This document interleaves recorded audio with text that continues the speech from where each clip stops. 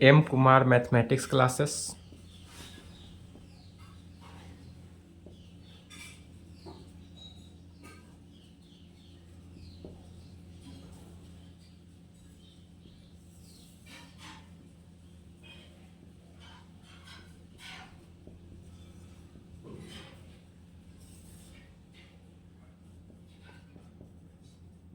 Lecture 4 है। क्या चीज चल रहा था? डिटर्मिनेंट्स।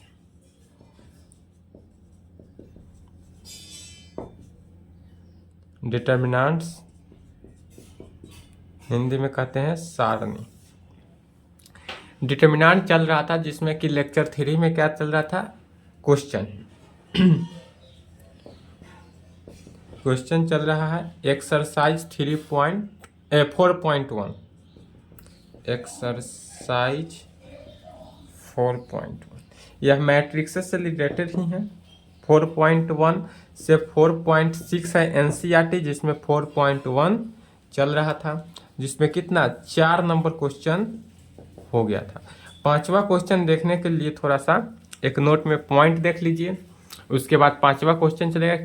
पॉइंट यह है कि यदि कोई भी डिटर्मिनेंट इस प्रकार से हो A B C D E F G H I, तो इसको प्रॉपर्टी के आधार पर तो देखे हैं 10 प्रॉपर्टी इसका देखे हैं डिटर्मिनेंट को। डिटर्मिनेंट का वैल्यू निकालने के लिए 10 प्रॉपर्टी देखे हैं, लेकिन बिना प्रॉपर्टी के आधार पर डिटर्मिनेंट निकालना है कितना? एक्सरसाइज 4.2 में अगर बिना प्रॉपर्टी के निकालना हो तो इसको कैसे एक्सपेंड करके निकालेंगे? तो इसको एक्सपेंड करके निकालते हैं।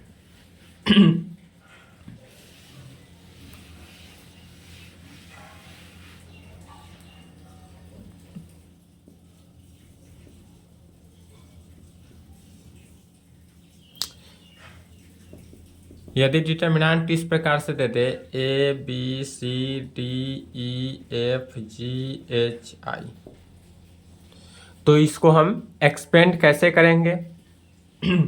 तो एक्सपेंड करने के लिए सबसे पहले इधर नोट में हमने एक पॉइंट लिखाया था। कैसे?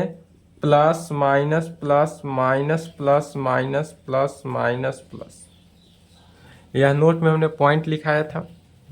इसी के आधार पे ये इस डिटर्मिनेंट को एक्सपेंड करते हैं। अगर इसको हम एक्सपेंड करें, कैसे एक्सपेंड करते हैं R1 के, तो यहाँ पर देखिएगा पहला टर्म क्या है यहाँ पर? प्लस, तो पहले प्लस लिखेंगे। और यहाँ पर पहला टर्म क्या है? A, तो प्लस A हो गया। पहले ध्यान से समझ ले, लिख ले, उसके बाद क्या करिएगा? उतारिएगा। कॉपी में लिखने के लिए समय देंगे। दोनों को डिटर्मिनेंट को देखिए, इसमें क्या कर रहा है कि यहाँ पर प्लस है और यहाँ पर A है, दोनों के पहले प्लस A कॉमन ले रहे हैं। डिटर्मिनेंट अगर हम प्लस A ले रहे हैं तो इसका R1, A जो टर्म लिए उसके लिए A टर्म लिए तो R1, और A टर्म लिए तो इसका C1। R1 और C1 को ढक दिए। R1 और C1 को पहले ढकेंगे। R1 और C1 को ढकने के बाद क्या प्राप्त हुआ? EFHI, तो लिख देंगे EFHI। क्या किए समझिए, ए हमने एक्सपेंड कर रहे हैं, we determinant expand in R1 में, लिख भी सकते हैं, लैंग्वेज नहीं भी लिखते हैं, कोई दिक्कत नहीं है। तो क्या कहेंगे इसको? ए को अगर हम ले रहे हैं तो इसको ढकेंगे और इसको ढके, माने ए के सापेक्ष एक्स एक्सिस को और वाई एक्सिस को समझने के लिए देखिए कि एक्स के सापेक्ष एक्स एक्सिस को वाई एक्सिस को कहें, या ए के सापेक्ष रो को और कॉलम को दोनों को ढके तो क्या आया? EFHI, जो बचा उसको लिखे। फिर अगला टर्म में क्या है? माइनस है तो माइनस लिखेंगे, माइनस है तो माइनस देंगे। यहाँ पर क्या है? तो बी है तो माइनस बी लिखें। फिर डिटर्मिनेंट अब क्या करेंगे? तो बी के सापेक्ष एक्स एक्सिस, तो यह घेरा, इसको ढक दिए। फिर बी के सापेक्ष वाई एक्सिस या सी कॉलम, तो इसको ढकेंगे, तो क्या बना? DGFI या DFGI, तो DFGI लिखेंगे, DFGI। फिर उसके बाद प्लस C, फिर इस सी के सापेक्ष एक्स एक्सिस रो को ढक के और इसके सापेक्ष कॉलम वाई एक्सिस को ढक दे, तो क्या बचा डी ई जी एच।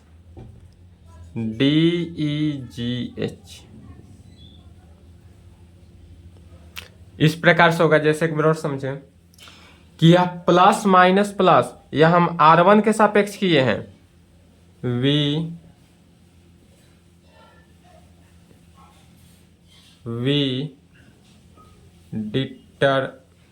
डिटरमिनेंट्स एक्सपेंड इन R1 के सापेक्ष हम इस डिटर्मिनेंट को क्या कर रहे हैं, एक्सपेंड कर रहे हैं। यह डिटर्मिनेंट को एक्सपेंड करने का रूल है।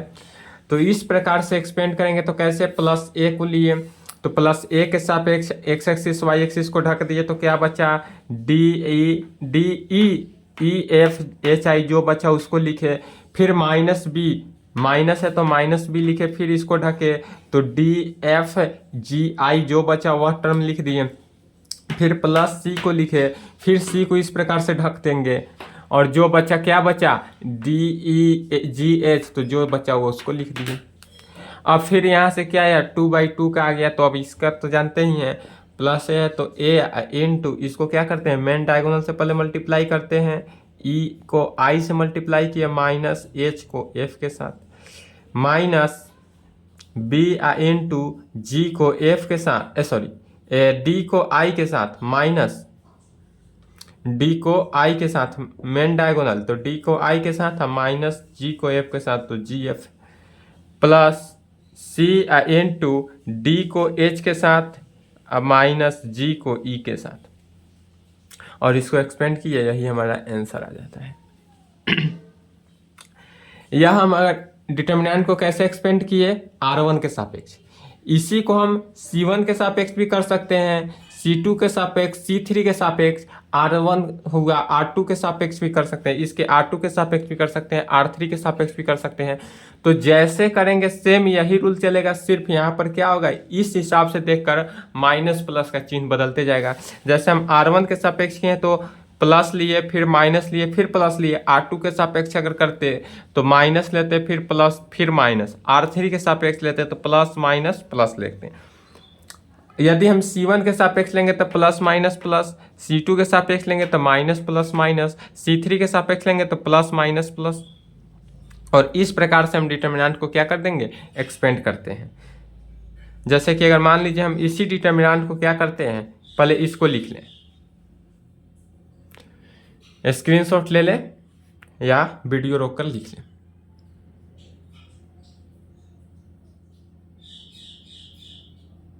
चलिए,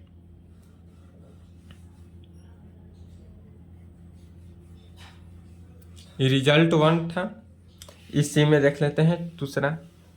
यदि इसी को हम आपको समझने के लिए दे रहे हैं, कहेंगे we determinant expand in R2। यदि R2 के सापेक्ष इसको एक्सपेंड करेंगे तो कैसे आएगा, तो माइनस डी आया, R2 में माइनस डी, फिर इसमें क्या करेंगे, इसके सापेक्ष एक्स एक्सिस, तो इसको ढके,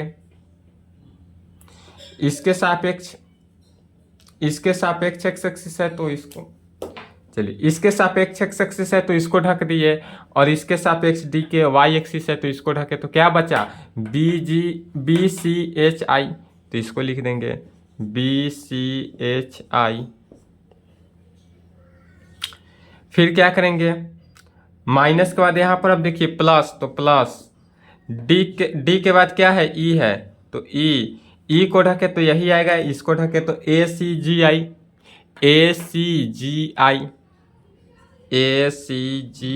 में आया।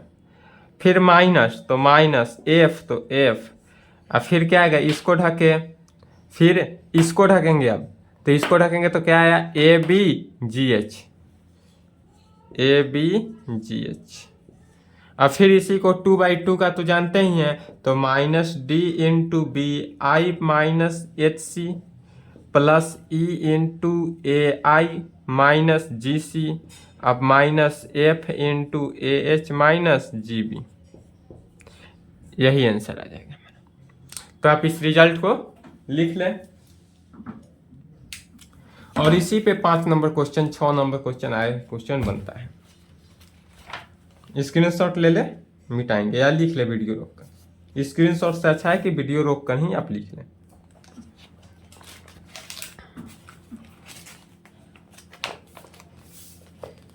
प्रॉपर्टी के आधार पर भी निकाल सकते हैं, लेकिन यहाँ पर प्रॉपर्टी के आधार पर नहीं निकालना है।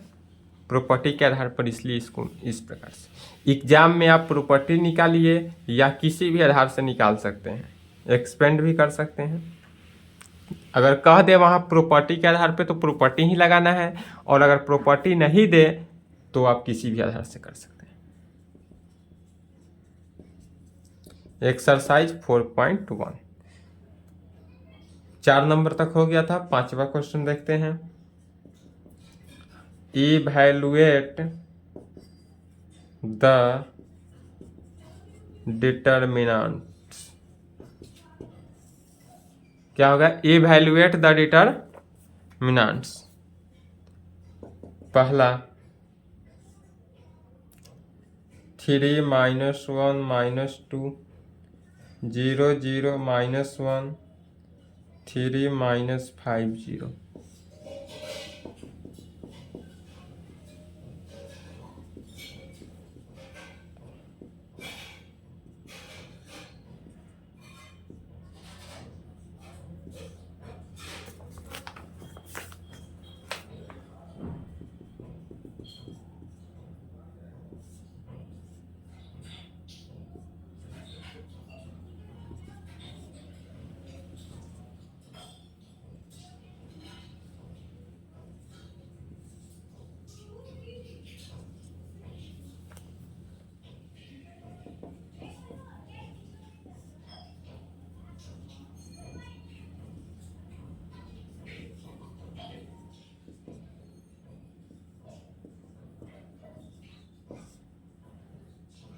इसलिए हम कल क्वेश्चन को नहीं बनाए थे, इतना थ्योरी देना था और उसके बाद अब इसमें 4 क्वेश्चन है इसलिए नहीं दिए थे कि चारों क्वेश्चन को एक्सपेंड करना है।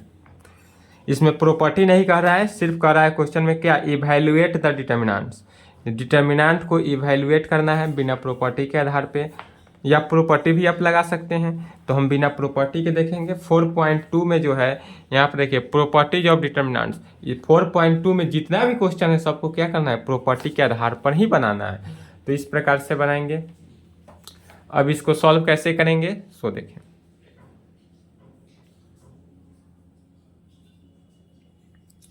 पहले क्वेश्चन को लिख लें,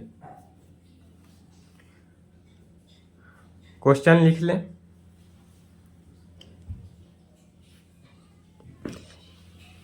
एक एक करके देखते हैं प्रत्येक क्वेश्चन को।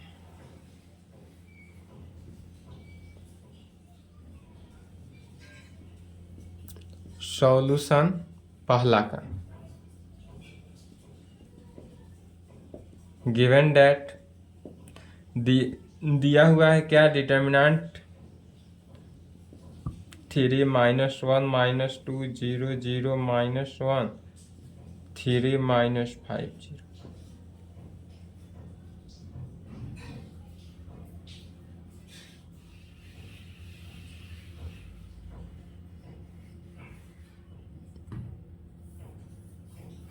चलिए पहला क्वेश्चन देखते हैं। गिवन दैट डिटरमिनेंट इतना दिया हुआ है, इसको एक्सपेंड करना है। तो क्या हम जाने हैं डिटरमिनेंट को एक्सपेंड करने के लिए, plus minus plus minus plus minus plus minus plus, यह हमेशा यूज होगा। इसमें देखना है शॉर्टकट। अगर इस प्रकार से हम R1 के एक्सपेंड करेंगे, पहले समझ ले उसके बाद लिखिएगा। यदि हम वीडियो बढ़ाइएगा भी मत, धीरे धीरे देखिए। यदि हम R1 के सापेक्ष एक्सपेंड करेंगे तो R1 करना होगा, R2 करना होगा, R3 करना होगा, तो यह लंबा जाएगा। अगर हम R2 के सापेक्ष एक्सपेंड करें तो R2 के सापेक्ष डायरेक्ट हमको दिख रहा है कि इसको 0 करेंगे तो 0 इंटू कुछ भी होगा तो 0 ही हुआ, फिर -0 इंटू कुछ भी हुआ तो 0 ही हुआ। इसलिए इस डिटरमिनेंट को कर देते हैं कैसे, वी डिटरमिनेंट एक्सपेंड किस में, R2 में। यदि हम इसको R2 के सापेक्ष एक्सपेंड करते हैं तो कैसे होगा, तो -0 है तो प्रत्येक में करेंगे तो 0 हो गया, इसलिए इसको लिखना जरूरी नहीं है। फिर +0 करेंगे तो भी लिखना जरूरी नहीं है। यहाँ पर -1 करेंगे तो क्या होगा, माइनस है पहले से, तो माइनस इंटू -1 है और फिर इंटू, अब क्या होगा, तो -R2 के सापेक्ष कर रहे हैं तो R2 तो ढकेंगे, यहाँ पर है तो इसको ढके तो कितना आया, माइनस, इसको ढके तो यहाँ पर इसको भी ढक देंगे तो यहाँ पर क्या बचा, -3 sorry +3 -1 3 -5 3 -1 3 -5 is equal to minus minus +1 हो गया इंटू पंक्ति आई -15 minus minus +3 is equal to कितना हो गया, -12। आंसर -12 आंसर इस प्रकार से हुआ या शॉर्टकट फॉर्म हुआ। यदि हम इसी डिटर्मिनेंट को R1 के सापेक्ष एक्सपेंड करते तो यह लंबा प्रोसेस से सॉल्व होगा, लेकिन आंसर सेम आएगा। जैसे उसको भी देख लीजिए कि आपको कंफ्यूजन कहीं से भी ना हो। पहले इसको लिख ले,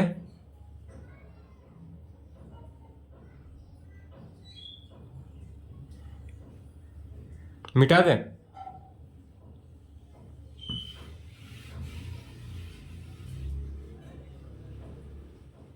चलिए, we determinant expand in R1। यदि इसी डिटर्मिनेंट को हम R1 के सापेक्ष एक्सपेंड करते हैं तो कैसे होगा, तो डिटर्मिनेंट तो है पहले प्लस होगा, तो +3 इंटू +3 किए तो इसको ढके, इसके सापेक्ष x एक्सिस, इसके सापेक्ष y एक्सिस, तो क्या बचा बीच में टर्म हमारा, 0 -1 -5 1 0, इसको लिखना है 0 -1 -5 0, जो बच रहा है उसको लिख देना है 0 -1 -5 0। फिर बीच में माइनस, फिर माइनस है तो -1 इंटू, इसको भी ढक देंगे तो इसको ढके तो क्या बचा, 0 -1 3 0 0 -1 3 0 3 0। फिर प्लस, यहाँ पर प्लस है तो यहाँ प्लस, यहाँ पर माइनस है तो -2 इंटू डिटर्मिनेंट, इसको तो ढके R1 को। एक बार देखिएगा, R1 के सापेक्ष कर रहे हैं तो R1 प्रत्येक टर्म में ढकेगा, एक बार C1 को ढकना है, एक बार C2 को, एक बार C3 को। तो अब C3 को ढकेंगे तो क्या आएगा, 0 0 3 -5 0 0 3 -5, जो टर्म बचा उसको लिख लिए। अब इसको क्या करेंगे, एक्सपेंड करना है तो +3 है तो 3 इंटू, अब इस डिटर्मिनेंट को सोल्व करना है तो main diagonal minus minus minus plus -5 minus minus +1 into main diagonal तो 0, अब माइनस बीच में होता है -3 माइनस माइनस +3 -2 इंटू 0 -0। फिर यहाँ पर क्या हुआ, 3 इंटू -5 अब +1 into 3 -2 into 0 is equal to -15 +3 -0 is equal to -12 आ गया आंसर। जो -12 वहाँ आया था सेम वही आया, बट यही देखना है कि आपको R1 के सापेक्ष एक्सपेंड करे, R2 के सापेक्ष एक्सपेंड करे, R3 के सापेक्ष एक्सपेंड करे, या C1 के सापेक्ष, C2 के सापेक्ष या C3 के सापेक्ष एक्सपेंड करना है, वह आपको क्वेश्चन देखकर पता चलेगा। और जिस मेथड से आपको जल्दी सॉल्व हो जाएगा, जिस क्वेश्चन से आपको इजीली सॉल्व होने वाला हो, उसी मेथड से आप अपनाइएगा। जैसे इसमें हम R2 के सापेक्ष करेंगे तो एक लाइन में आंसर आ गया, R1 के सापेक्ष किए तो इतना लंबा प्रोसेस आया। आपको जिस लाइन से, जिस मेथड से आपको जैसे समझ में आए, जैसे कि 0 जिस टर्म में हो उस टर्म का निकालना एकदम इजीली हो जाता है, क्योंकि उसको आप 0 ही आता है प्रत्येक टर्म का। पहला का हो गया, इसका स्क्रीनशॉट ले ले या इसको लिख ले वीडियो रोककर। आपको जो मेथड आसान लगे इस प्रकार से भी निकालिए या उस प्रकार से भी निकालिए, आपका क्या है, प्रत्येक टर्म सही है। यदि आप R2 के सापेक्ष एक्सपेंड कर रहे हैं, आप लिख दीजिएगा इतना, वी डिटर्मिनेंट एक्सपेंड कर रहे हैं किसके सापेक्ष लिख सकते हैं, और उसको किसी भी सापेक्ष से किसी भी तरह एक्सपेंड करें, या आप इसको R3 के भी सापेक्ष करिएगा तो इतना ही आंसर आएगा, C1 के सापेक्ष एक्सपेंड करिएगा तो इतना ही होगा, C2 के सापेक्ष करिए तो इतना ही होगा, C3 के सापेक्ष करिएगा तो भी इतना ही होगा। आपका आंसर जो है एक क्वेश्चन का एक ही आंसर होगा, फाइनाइट नंबर। लेकिन जिस प्रकार से आप सापेक्ष करना चाहें कर सकते हैं। चलिए इसको लिख लें। दूसरा देखते हैं।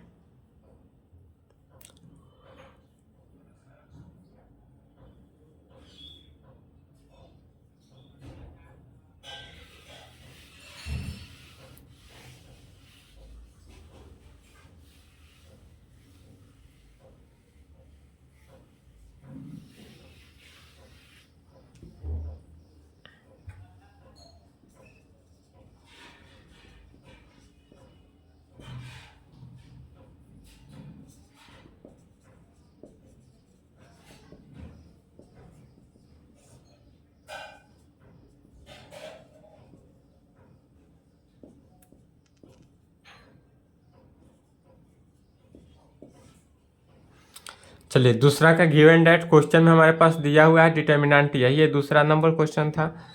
अब इसको क्या करना है, इसमें देखिए जीरो तो कहीं से भी नहीं है, तो इसको किसी भी मेथड से सॉल्व करिए तो यह जैसे सॉल्व होगा उसी प्रकार से होगा।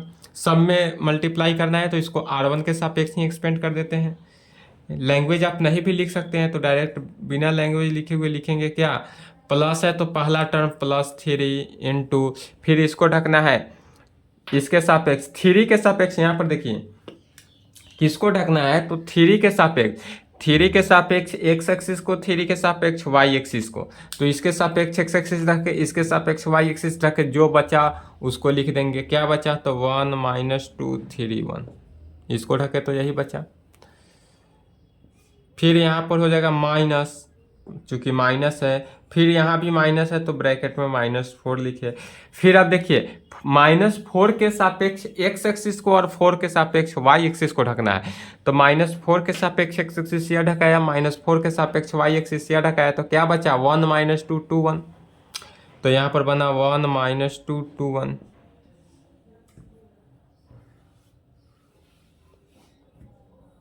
इस प्रकार से फिर अब क्या करना है, प्लस है तो प्लस देंगे 5 इंटू 5 के सापेक्ष x एक्सिस को, 5 के सापेक्ष y एक्सिस को, तो 5 के सापेक्ष x एक्सिस यह हुआ, 5 के सापेक्ष y एक्सिस यह हुआ, तो इसको ढके तो 1 1 2 3, 1 1 2 3। जो ढकने के बाद जो टर्म हमको बचे उसी टर्म को लिख देना है। और यह 3/3 मैट्रिक्स से कैसा मैट्रिक्स में, 2/2 मैट्रिक्स। यही अगर हमारा 4/4 में रहता तो पहले 4/4 से किस में आता, 3/3 में आता, फिर 3/3 से 2/2 में आएगा, और 2/2 में लाने के बाद इसको डायरेक्ट आप शुरू से ही जानते हैं कि 3 इंटू मेन डायगोनल को पहले मल्टीप्लाई करना है, बीच में -6 है तो माइनस +6 कर देते हैं, -+4 इंटू 1 को 1 से किए तो 1, माइनस 2 दूनी 4, अब -4 है तो माइनस पहले से बचा हुआ है तो माइनस +4 हो जाएगा। फिर +5 इंटू 3 को 1 के साथ किए तो 3, अब -2 हो जाएगा, is equal to 3 into 7 +4 into 5 +5 into 1 में, is equal to 7 3 21 +20 +5 is equal to 46, यही आंसर है।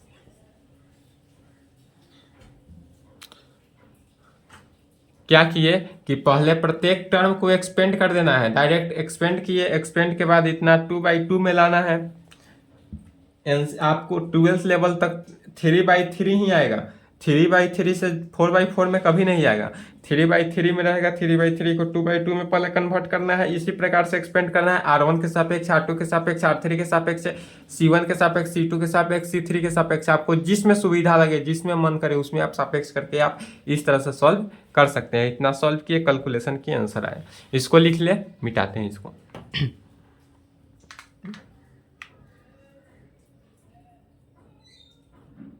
नेक्स्ट देखते हैं तीसरा नंबर।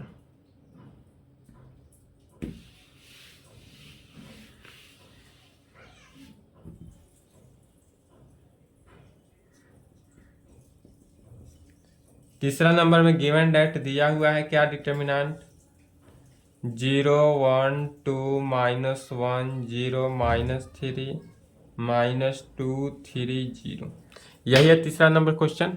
गिवन डेट है।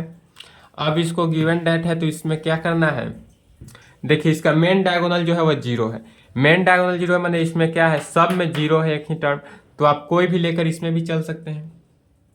तो R1 के सापेक्ष ही अगर हम इसको एक्सपेंड करें तो प्लस 0 इंटू, फिर 0 के सापेक्ष एक्स एक्सिस को ढके, 0 के सापेक्ष वाई एक्सिस को ढक रहे हैं, जिसके सापेक्ष रहे उसी को ढकना है। जैसे कि देखिए 0 के सापेक्ष एक्स एक्सिस ढके, 0 के सापेक्ष वाई एक्सिस ढक दिए। अब क्या दिखाई दे रहा है, तो 0 - 3 0 3, तो उसको लिख देंगे 0 - 3 3 0। फिर -1 इंटू 1 के सापेक्ष एक्स एक्सिस ढके, 1 के सापेक्ष वाई एक्सिस ढके, क्या दिखाई दिया, तो -1 - 3 -2 0, -1 - 3 -2 और 0 दिखाई दिया, उसको लिख लिए। फिर +2 into minus plus minus plus कैसे आ रहा है, तो इस प्रकार से, और 2 को लिए, तो फिर 2 के सापेक्ष एक्स एक्सिस यह हुआ, 2 के सापेक्ष वाई एक्सिस यह हुआ, इस दोनों को ढके, तो अब क्या दिखाई दे रहा है, उस दोनों लाइन को ढक दिया, मैंने उसको छोड़ देना है, तो -1 0 -2 3, क्या हुआ, -1 0 -2 3। अब इसको एक्सपेंड करना है, तो अब 2/2 में तो आइए गया, 0 इंटू आया, इसका मतलब क्या हुआ, 0 हो गया। आप इसको नहीं भी लिख सकते थे, लेकिन हम इस लाइन में लिखे हैं, क्यों, क्योंकि जब हम पहला क्वेश्चन बताए थे तो उसमें नहीं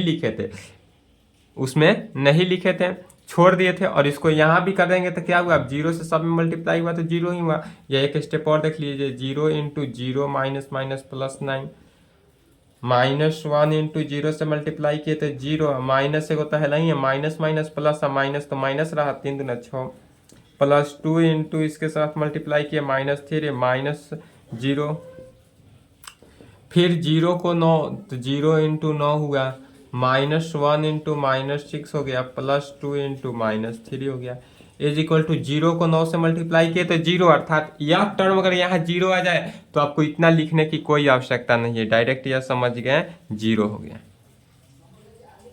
उतना लिखने की कोई आवश्यकता नहीं है। अब इसको सॉल्व करेंगे तो क्या हो जाएगा, +6 -6 इज इक्वल टू 0, यही आंसर। चलिए इसको लिख लें,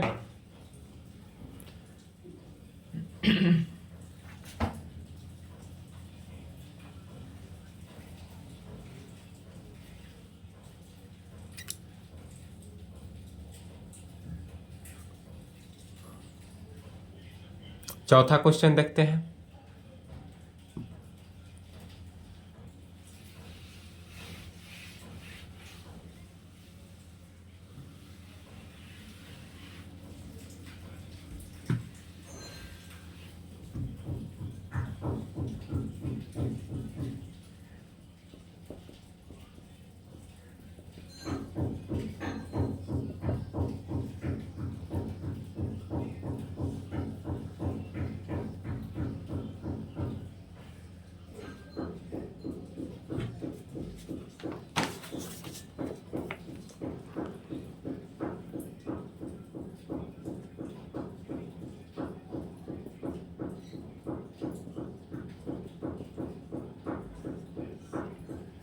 यह है हमारा चौथा क्वेश्चन।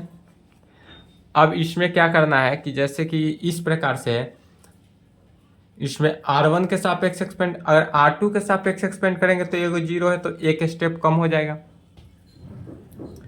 तो यदि हम इसको R2 के सापेक्ष कर देते हैं, तो जब R2 के सापेक्ष करेंगे तो क्या होगा, एक स्टेप कम हो जाएगा। तो डिटर्मिनेंट हमारे पास कैसे एक्सपेंड होता है, plus minus plus minus plus minus plus minus plus, इस प्रकार से होता है।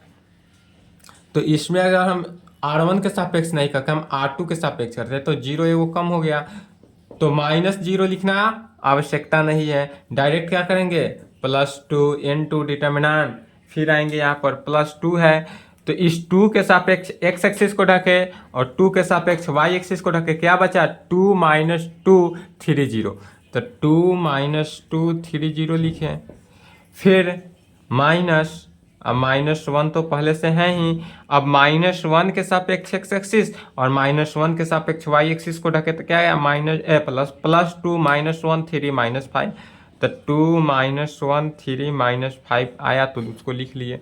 अब इसको क्या करना है, एक्सपेंड कर देना है। तो कैसे होगा, तो 2 इंटू 0 माइनस माइनस प्लस 6, या माइनस क्यों हो रहा है, क्योंकि बीच में माइनस था, माइनस है पहले से, माइनस 6 आ गया तो प्लस 6 हो गया, इसलिए plus 6 minus minus plus 1 into minus 10 plus 3 minus 1 minus 3 या प्लस माइनस पहले से तो माइनस 3 माइनस माइनस प्लस 3, तो अब यह हो गया क्या, 2 into 6 plus 1 into minus 7 is equal to 12 minus 7 is equal to 5। यही हमारा आंसर आ गया चौथा। तो चौथा नंबर को लिख ले, चौथा का यही आंसर आया।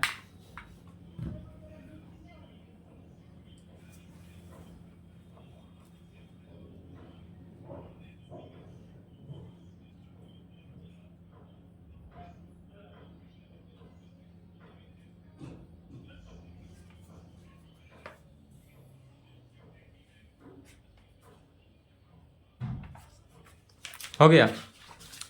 अब आ जाता है छठा।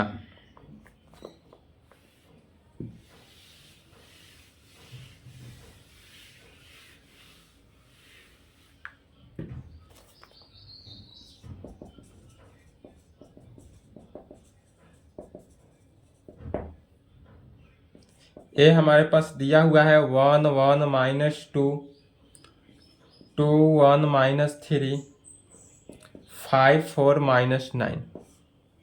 इसका क्या करना है, फाइंड डिटर्मिनेंट निकालना है।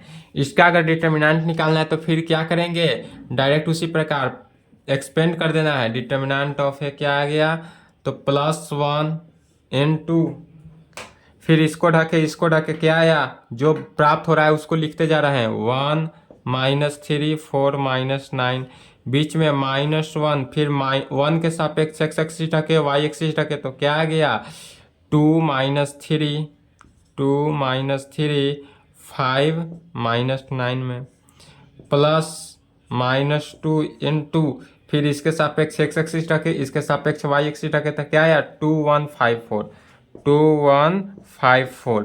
अब इतना आने के बाद अब इसको क्या करेंगे, सॉल्व करेंगे। तो plus 1 into minus 9 minus minus plus 12 minus 1 into minus 18 minus minus plus 15 minus 2 into 8 minus 5 में आया इज इक्वल टू क्या होगा, तो 1 into plus 3 minus 1 into minus 3 minus 2 into plus 3, तो 3 माइनस माइनस प्लस 3 माइनस 6 क्या हो गया, 0। आंसर छठा का लिख लें। सातवां,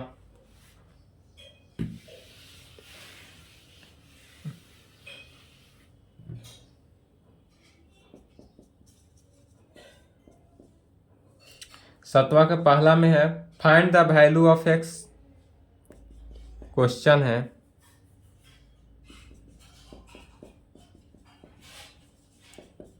find the value of x if, यदि पहला नंबर 2 4 5 1 में हो,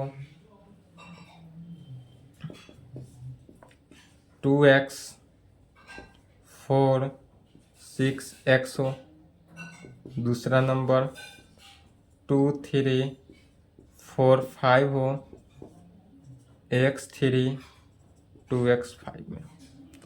x का वैल्यू इसमें क्या करना है, ज्ञात करना है। तो पहला नंबर के सॉल्यूशन देखते हैं।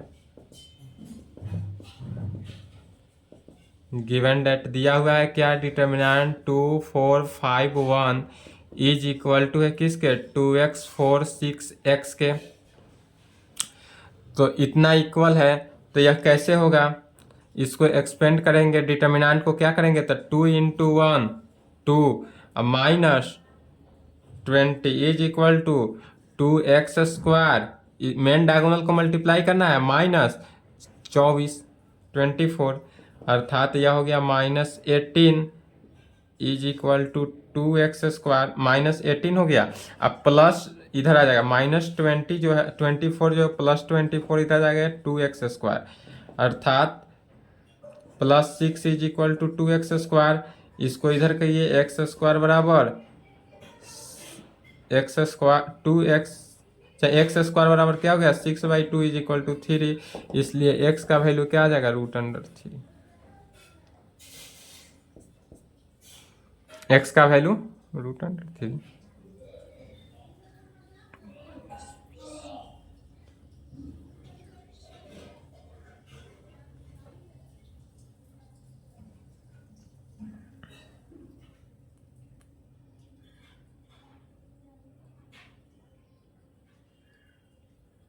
ठीक है, इसको लिख ले।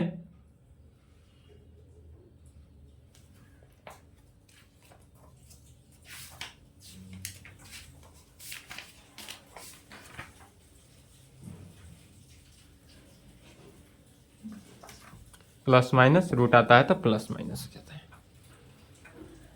लिख लिए। दूसरा नंबर देखते हैं।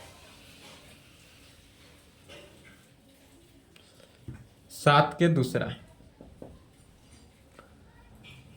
दूसरा में कहता है given det 2 3 4 5 is equal to x3 2x5।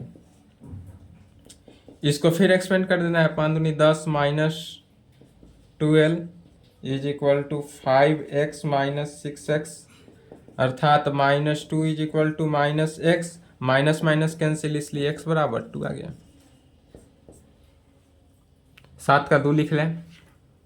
Easy question है, इसमें समझाने वाला कुछ है ही नहीं खास। 8 नंबर क्वेश्चन देखते हैं, सॉरी 8 नंबर है, लिख लिए। लास्ट क्वेश्चन है, ऑब्जेक्टिव है।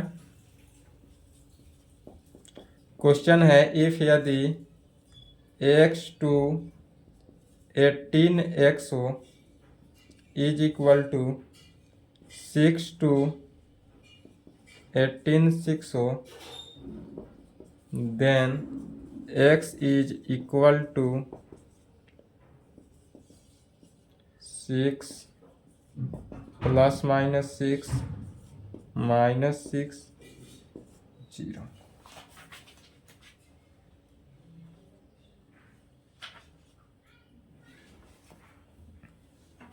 सॉल्यूशन देखते हैं। ऑब्जेक्टिव क्वेश्चन है